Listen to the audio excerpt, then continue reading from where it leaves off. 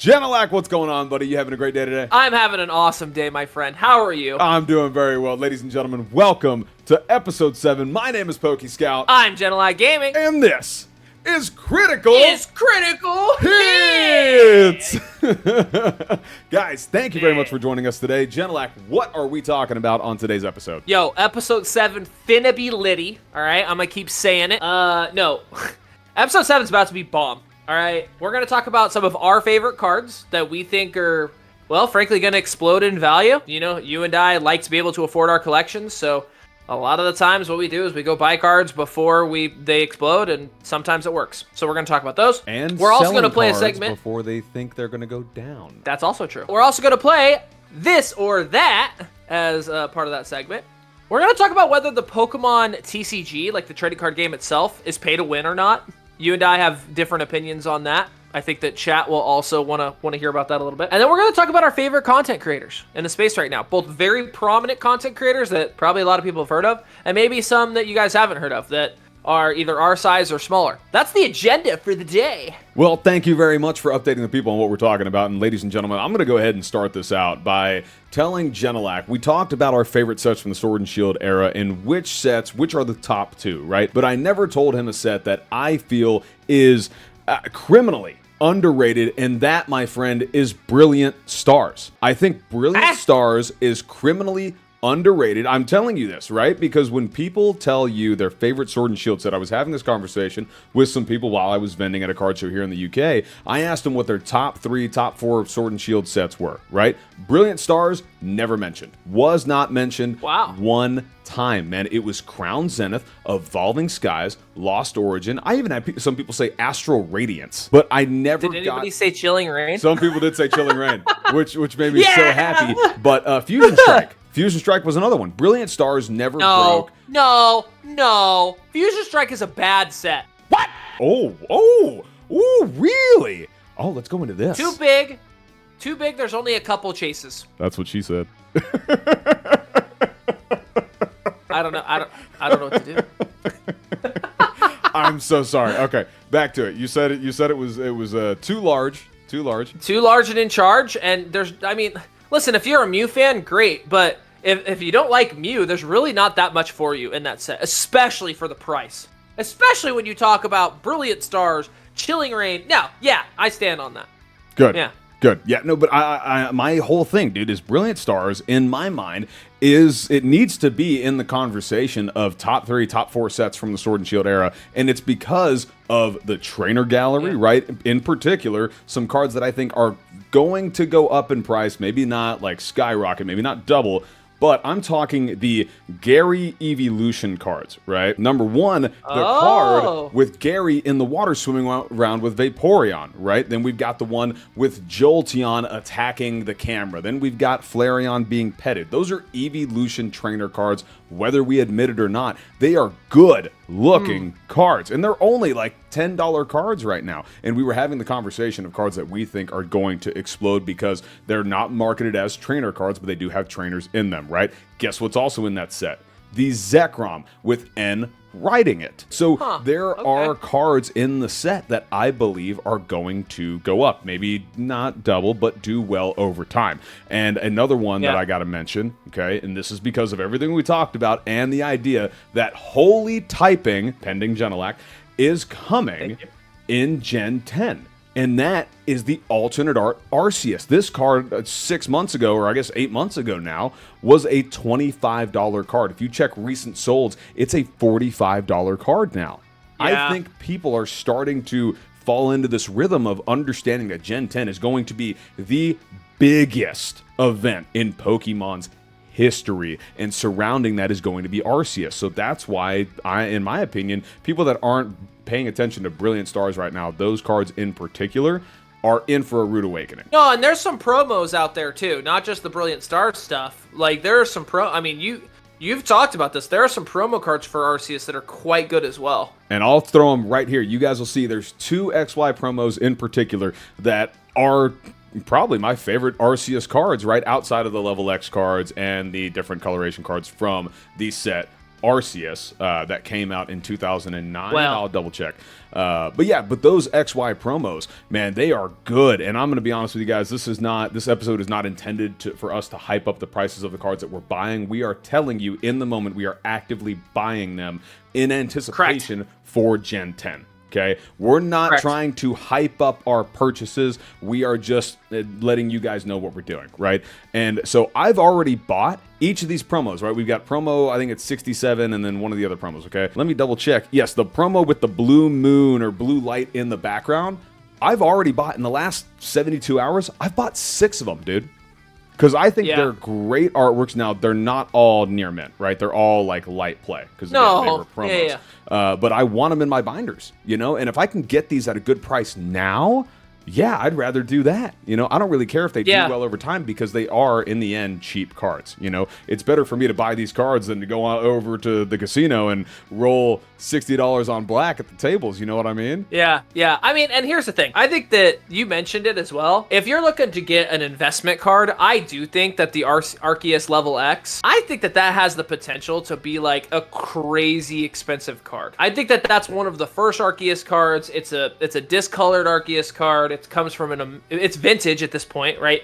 You could argue it's mid-era, but this is getting close to vintage, right? Yes. And I agree. I think Arceus as a Pokemon is very untapped by the Pokemon Company. Like, we've seen it here or there. It's supposed to be the god of Pokemon, and like it can change typings based on a plate that it uses, but like I think there's so much more to it than any of us realize. And I think that any of these cards are going to be a super cool purchase. Yeah, I think they're absolutely downplaying, and I hate saying this, right, because it's the god of Pokemon, but I feel like they've always downplayed Arceus's importance, right, and just uniqueness across the Pokemon world, right? But I do like your level X pull. I think that's phenomenal, and I do think that as we start talking about these Pokemon that are going to appear in Gen 10, right? You mentioned these cards to me earlier. What is the other Pokemon that you are committed to the bit that is going to appear? Yeah, so one other thing I want to say about Arceus before I answer your question. There are very few Pokemon that there is only one of that Pokemon, right?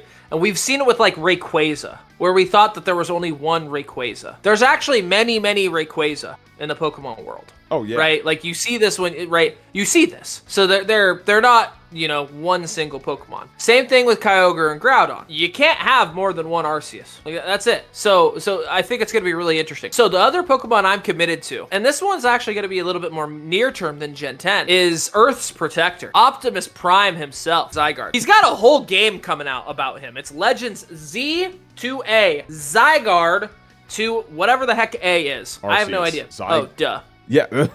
Legend Z to A. Zygarde to Arceus. 100%. Right. So Zygarde, we don't know what's going to happen in Z to A. I haven't seen any of the spoilers. I don't even think there are spoilers out yet, but I'm assuming Zygarde gets a new form, or we get an origin story or something. Yeah. And Zygarde's cards aren't that crazy expensive. They're really not. Like, the Zygarde GX is a shiny full art from Hidden Fates. Yep. And that card's like $20. That's absurd to me. But if you want to go even bigger, you could go to like the full art, Zygarde EX. But do you think Zygarde's artworks are good enough to be in that demand, that high demand category that, the promos of Arceus and the promos of Mewtwo are in? I think these two are. Specifically, I would argue that the others will probably get overtaken by the new cards. Yeah. But some of the old cards always go up in value, and these are easily the best two artworks for Zygarde. One is a shiny, and then the other is unequivocally the best artwork for Zygarde.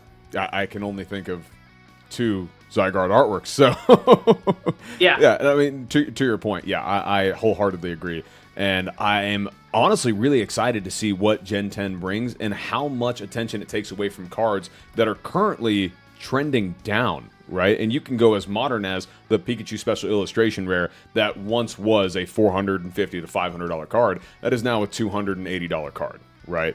And I want to know what other cards start, just falling in value, man. And I mean like falling. I don't want it to drop like, 3 to 5%. I want it to drop like 30 to 50.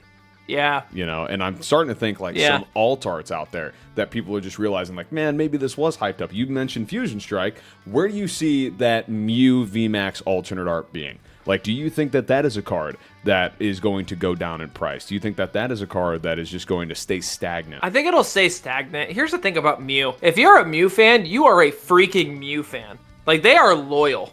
You know what I'm saying? Like, they are loyal. And Mew is, like, by and far their favorite Pokemon. So, it's hard. When you talk about, like, the best cards from a specific set, those will probably stagnate. They probably won't go down a ton, in my opinion. Because, especially if it's out of print, like, even if the market recorrects, those would be the cards that get recorrected last. Like, I don't think that the Mew alternate art was ever overpriced that much, to be honest with you. Oh, God, I don't know. No. I think that was a $200 card from the get-go, and it didn't hit $200 until, like, 8 months ago. It was at $60 for the longest time. So if you were a Mew fan, that was the time to buy. Yeah, if anything's going to go down, it's in the Scarlet and Violet era. Like, I think that the Surging Sparks Pikachu is probably overpriced still. Like, we saw that with the Chunkachu in Vivid Voltage. Oh, yeah. Pikachu is such a printed Pokemon that a lot of the times these hype Pikachus that come out, they fall off so hard. Well, it's kind of like Charizard. It's like the Shining Charizard from Champion's Path, no? Yeah, that just got printed into oblivion, to be honest. It did. However, I think it was still similar to Pikachu. But now, you did mention the Pikachu from Vivid Voltage. Here's a card you probably haven't thought about in a long time, and that's the Snorlax VMAX Rainbow Rare from Sword and Shield base. When was the last time you saw an update on that card? Years. Yeah.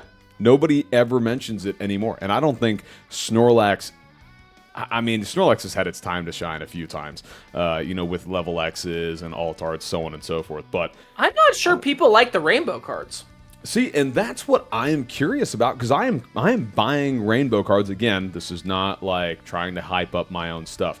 I think that at some point people are going to look back at gold cards and rainbow cards, some of them, not all of them, and think, wow, I actually really enjoyed this. I mean, it is a gold card, right? It's a rainbow card. So, like Brilliant Stars, the Charizard Rainbow, Charizard V-Star. Yeah. Yeah, I bought a few of those. It did hit a high of like $60, $65, and now it's down at about $50 to $55. I mean, I've picked up several at like $45. I actually think you're right. Like, when you think about like how you and I talk about like e-reader borders, or like the EX, like the super cool EX borders. At the time, those were like, it might be recency bias, but like, yeah, people probably thought it was cool, but they didn't think it was like revolutionary, and it wasn't like upping the prices the way that it does now. I have a feeling Rainbow is going to be seen that way. It's a fully rainbow card, and like, we're all just used to it. But for individuals that come into the space that are new in like 3 to 4 years, or frankly, when the recency bias is gone, that's actually kind of a sick concept.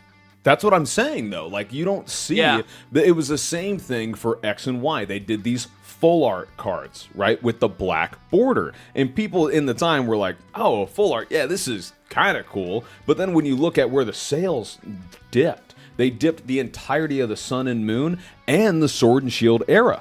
And it wasn't until halfway through the Sword and Shield era that people were kind of like, maybe we should, start looking at buying these.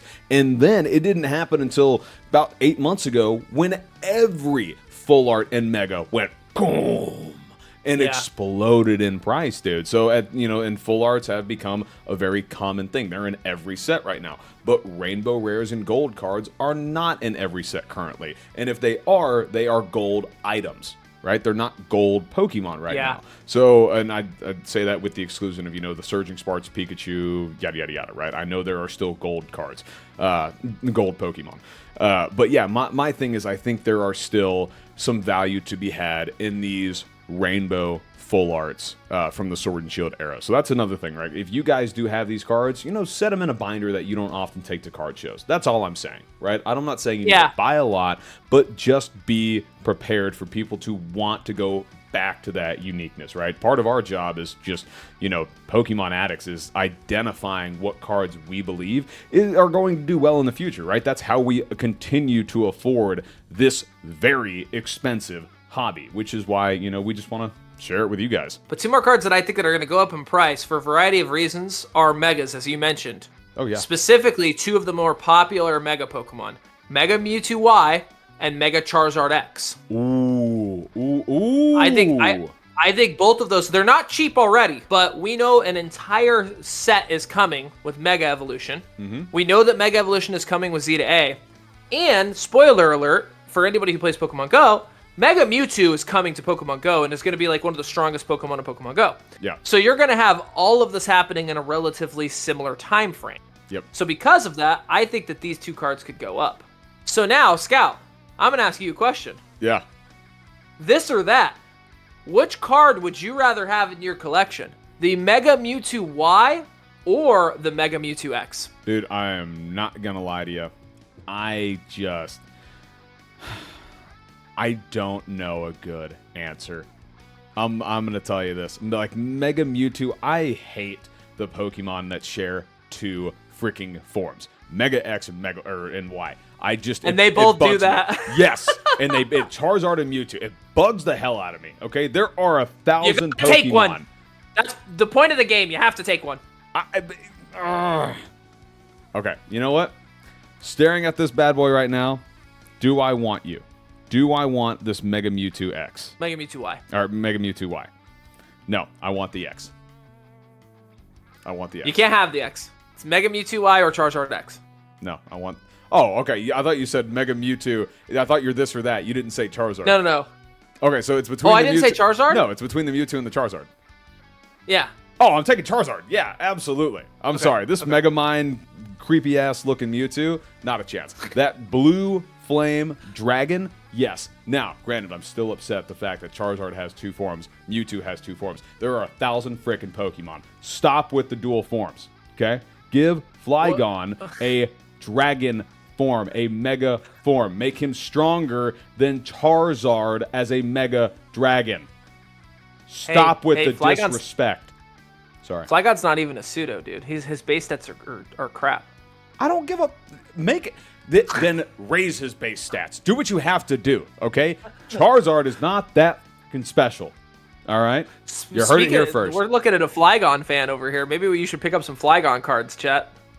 Matter of fact, I think I will. You know what I will do? We're talking about a Pokemon that has a Mega Dragon form. Sceptile. The Sceptile full art. Mega Sceptile. That is a dope card. That is a dope Pokemon. I will pick up... I'll buy a card right now. Matter of fact, after this podcast, I will buy it. And then when I'm back in 3 weeks, I will show it on camera. And then he's going to give it away. And no. No, dude. Oh Okay, my gosh. Yeah. Okay. This or that, definitely going Mega Charizard. Have to.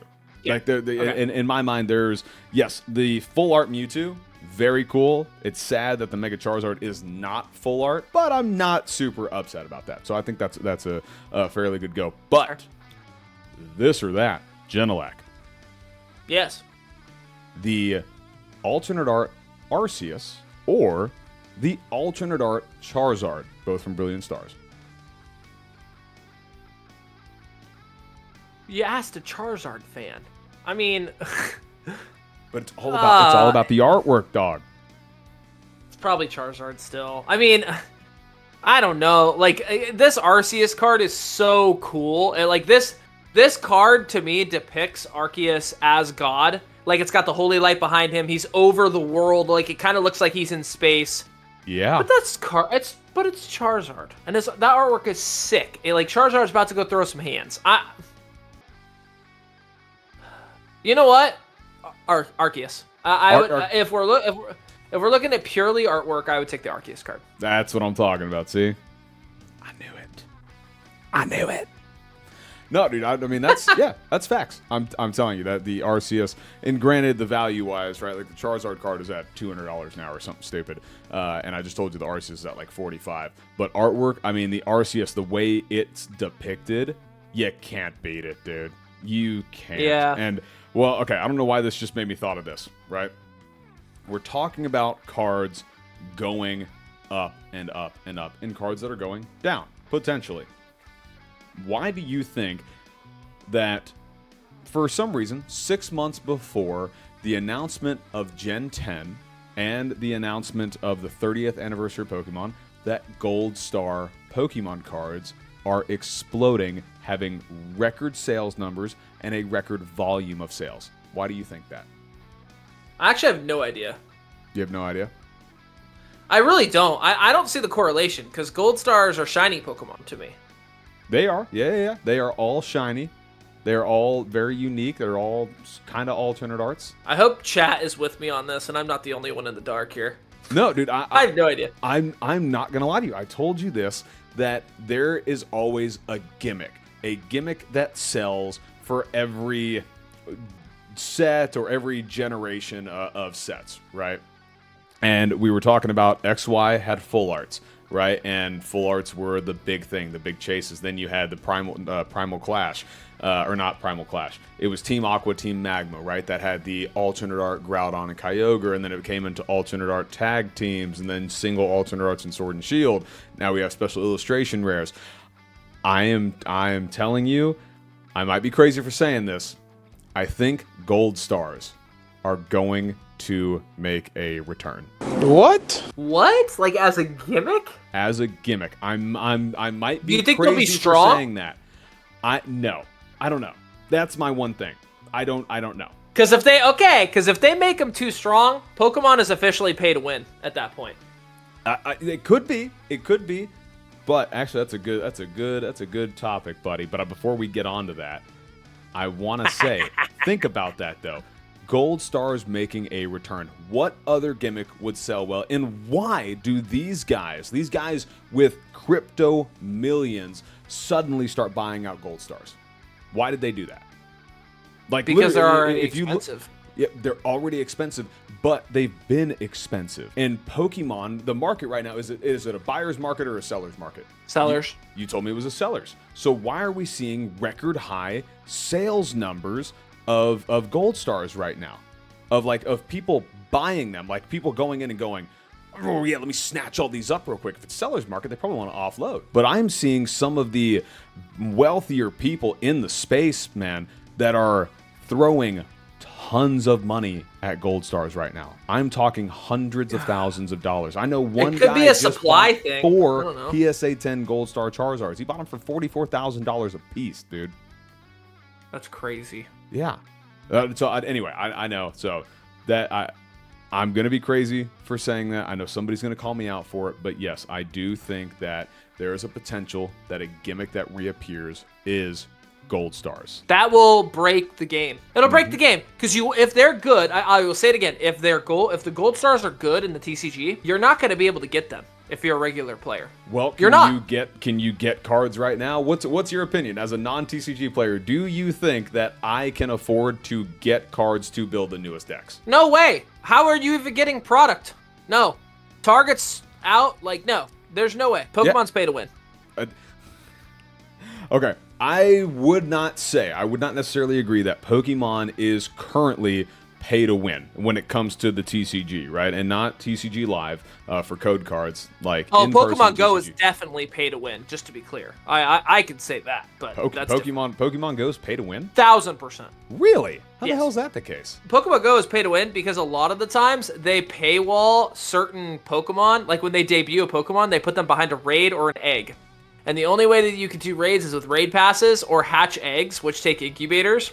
So what you have to do is you have to go raid or do egg hatching, and then you have to trade with people to get the right IVs and stuff. So unless you're willing to, you can only raid once a day, and you only get one incubator for free. That's fair. Yeah. Okay. Yeah, I was thinking about that. I was like, that's kind of crazy. All right, so dude, the strongest Pokemon in the game right now is Zacian. And the only way to get Zacian was if you played GloFest. You paid for the ticket to get the crowned energy to transform it, and you had to do all the raids to get a good one. So yeah, it's 1000% pay to win. Okay, so Pokemon Go is definitely pay to win. Well, okay, so I'm not going to say that the TCG is necessarily pay to win right now, okay? Because when you guys look online, you can go to limitlesstcg.com and you can check all this out. The top decks currently are Dragapult, Gardevoir, Marnie's Grimmsnarl, Goldango's still doing well, Raging Bolt's doing really well. Toadscruel and Ogerpon, shout out my boy Ray, come on! Shout out to you, big dog. Bold move taking that to NAICs, man. I love that deck and was playing it on top TCG 10. Live. He was top 5, which is insane. Yeah, that's crazy. Yeah, that's crazy. He's better than us. Just to be, well, actually all of them are, but that's crazy. Dude, that was incredible. I was playing that deck on TCG Live a lot. But I never in my right mind would I have thought I'd bring it to NAICs. Honestly, if I were going to NAICs, and I talked to my wife about this, I was debating on going and taking Enzoroark because Zoroark does have a pretty good matchup. It did pretty well. It did right? decent too. I usually take Goldango. I usually take a combination of Goldango Ceruledge, but then I decided, I was like, you know what? If I do go, I would play Zoroark because it is really powerful and it does have an okay Dragon. But isn't that one hard to get though?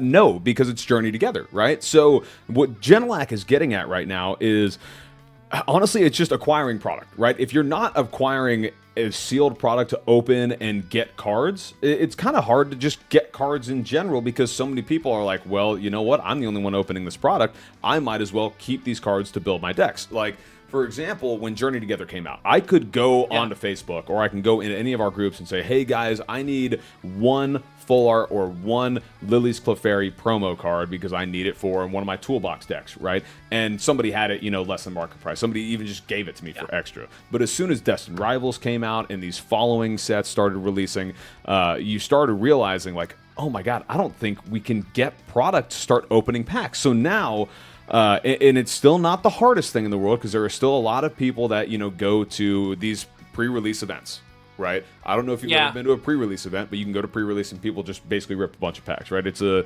way for you to pay and get like 6 to 8 packs for, anywhere from $4 to $5 a piece, okay? In the end, once you pay for the pass, and depending on how you do at the pre-release event. And, you can get product that way, right? And then you can trade. But I would say that, is it pay to win right now? It's probably always been pay to win. I'm probably being a little too optimistic, honestly, because seriously, getting product is impossible right now. Again, I'm in the UK. There's no Target here. There's no Walmart, right? And the only Pokemon store that we have in town, the dedicated Pokemon store, shout out to Shuffleboard Cafe, they rarely have product, dude. When they have it in, they put out a post on Facebook. 30 minutes later, gone. So how much does it cost to build like a meta deck? Oh, dude, well... If you had to go out and buy singles, right? Like, let's say all the product is gone. You got to go out on TCG Player and buy the singles for it. What are we looking at? Dude, I mean, it depends on what you want to build. I would say top deck right now is probably Dragapult, and it could be strictly Dragapult. It could be Dragapult Dust Noir if you want to run a Dust Noir line for damage manipulation, or if you want to run Dragapult Charizard, which honestly I've been running a lot. It's actually a really good deck right now.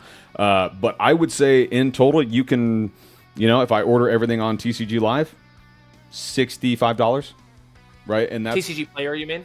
Yes. And that's maybe 65. not including.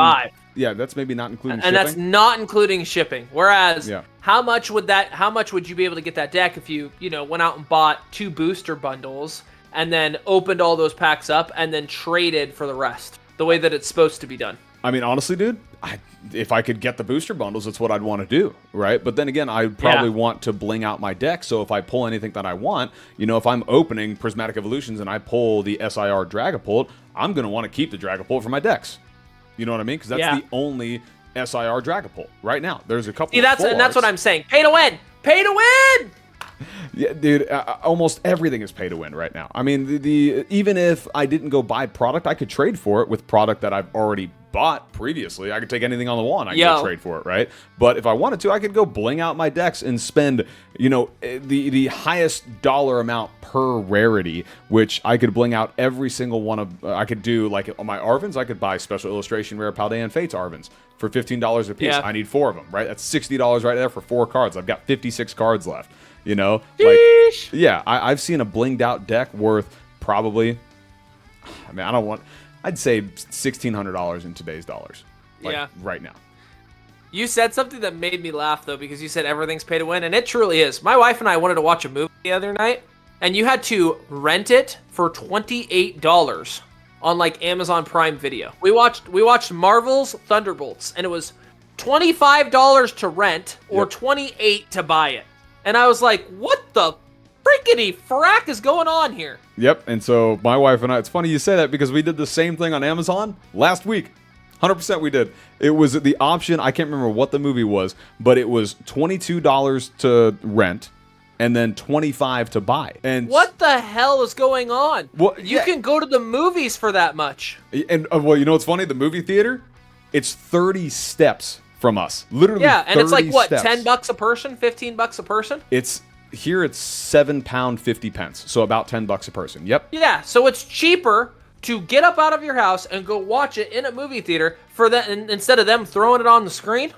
Dude, I'm telling you, we were thinking about this. We were like, okay, if we wanted to right now, we could get up out of our comfy chairs, go put on pants and shirts, and we can walk down and go to the movies, right? And we can sneak in the snacks that we have, right? But does that equate to the $25 of comfort that we have watching it here in our home on our 82-inch flat screen TV? Whoa. Well, not all of us have 82 inches, Mr. Big Bucks over here. It was a gift. Now Scout's definitely going to gift that Sceptile. Not a chance. No, but dude, I mean, yeah, I'd say everything right now is pay to win, and there's just no way around it. And the TCG, it's a little disheartening to see that. What else are you gonna do? Honestly, I mean, tell me. Well, what would you do in this position? I'll tell you. Okay. You know what's not pay to win? Content creators. All right, those guys are out there doing it for free. The Alex Ketchums, Pat Flynn's, all them. You could go watch them on TikTok, YouTube, Instagram, Facebook for free, baby. Okay, we watch them for free. How does that have anything to do with paying to win? You said, what would you do to escape the pay-to-win mentality? That's what I would do. You know what? That's fair. Okay, you do mention them. I got to think about this, dude, for a second. The content creators recently have been a relief. They've been like they've been killing it. Yeah, I'll say they've been an escape a little bit, right? Yeah. And I will shout out the big YouTube creators, right? One that I always enjoyed watching, like, I'm not going to say I watch it all the time, but every now and again, Real Breaking Nate, I enjoy a little bit of him and his wife's content. Not, like, all the time, but I'd say you're not watching everything he posts, but when you see it, it's not like you have a high chance of watching it. Yeah, I would say that videos that I never miss are Deep Pocket Monster. The guy is just unbelievable. I mean, he is the greatest. He's the best. To ever do it. I mean, he is. He's Pat Flynn is a perfect example of somebody who's just really good at anything they do, and when he puts effort towards something, they're going to be the best at it. Yep. And Pat Flynn, like what he does with his little jingles and how consistent he is in his challenges, like everything he does is engaging in both a hobby way and like a game show way almost. I love it. No, I think it's probably the most entertaining creator I have ever seen, man. And I remember when we were talking about this like 3 years ago, and who did we have as our number one 3 years ago? Pokerev. Yeah, he was the greatest, right? No shame to him, but in my mind, he's been dethroned. Pokerev is now number 2, right? And that's still a great spot to be in when it comes to content creators. But Deep Pocket Monster, man, there's just nobody that will ever beat him. In my mind. They're very different. I would agree with you that Deep Pocket Monster is arguably the best Pokemon creator of all time now. I'm going to say that. Oh, yeah. I think that if you're looking for somebody for releases, early rips, like information on new sets, like between Poke Beach and Rev, you're covered. Yeah. Right? Yeah. Rev gets all the best stuff the earliest because that's what he's done for a long time. Yep. Right? I agree. And he does great giveaways and yada, yada, yada. So I agree that he's number 2, though, because what Pat has done is he's created a freaking game show, dude. He has done what Mr. Beast does, but specifically for the Pokemon space. That's what he's done. Oh god, yeah. And it's incredible. Card Party. Oh yeah, and he's hosting Card Party, which is an incredible event, by the way. I haven't been, but I've heard amazing things, and anybody who talks lowly of it, I disagree with vehemently. Just saying. Anything to add there? No, I don't think so right now, but I do want to ask you, your TCG creators, bro. Yeah.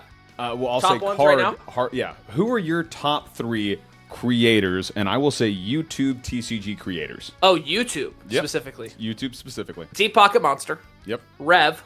Yep. Honestly, I mean, I'm a huge Alex Ketchum fan. That's totally fair, bro. You know how I feel about Alex. Alex and I have talked pretty extensively over Instagram and stuff. Yep. He was a huge inspiration to me when I got started on my content creator journey. He's such a down-to-earth guy. He's kind of the godfather. No, he is the godfather of the count, upload, not likes. Yep. And posting daily. Like that's him, dude. And so, I don't know. I think he would probably have to be, because of his influence on me, specifically, he's my 3.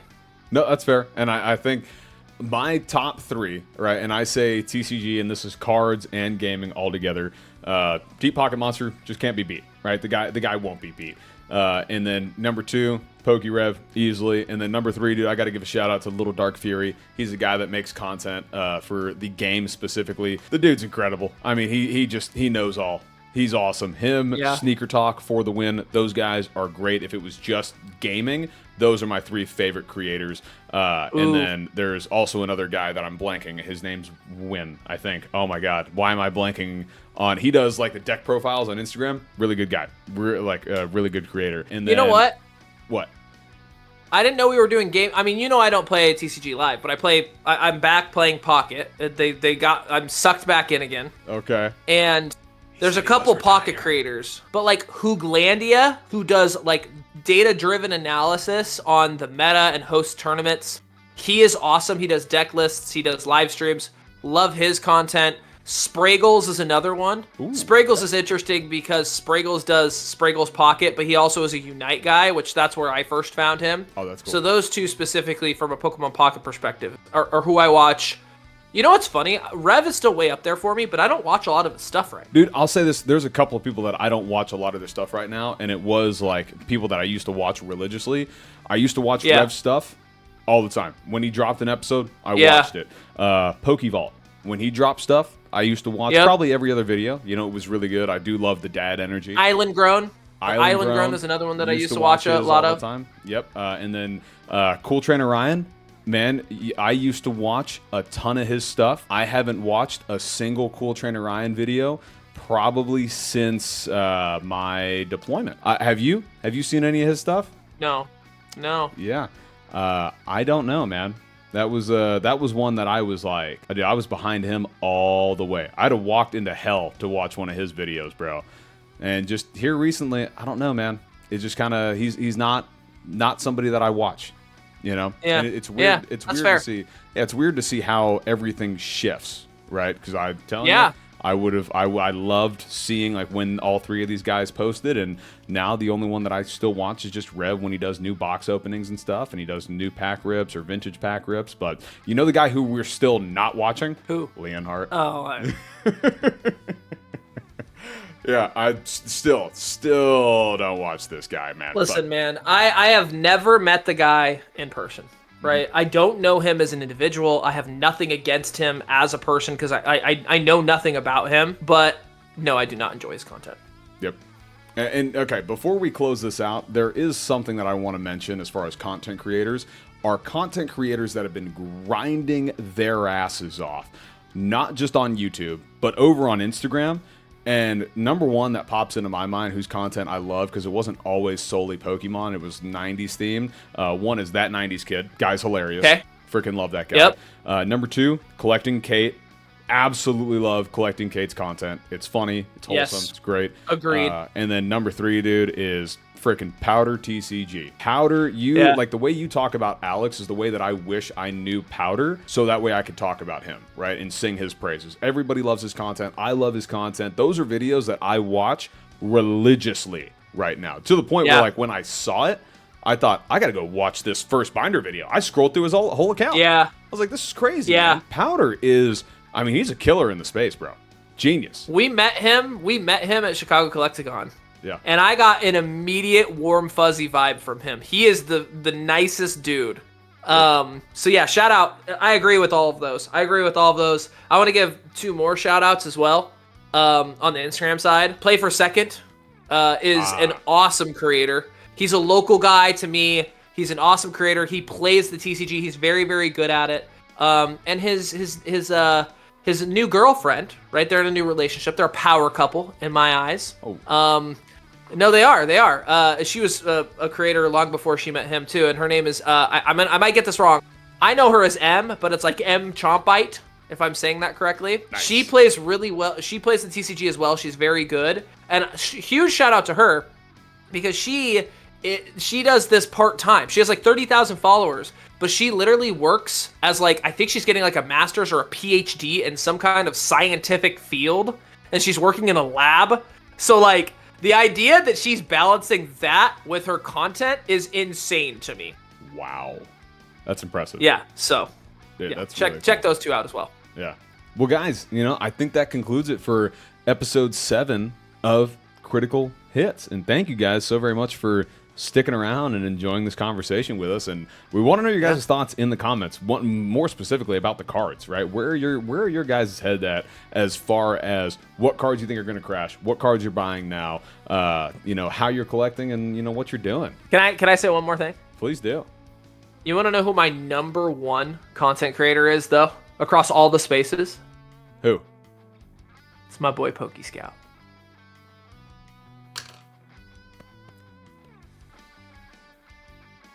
Love you, bestie.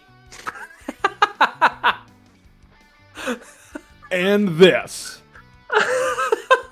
is Critical Hits. I love you too, buddy. Love you too, man. You guys have a wonderful evening.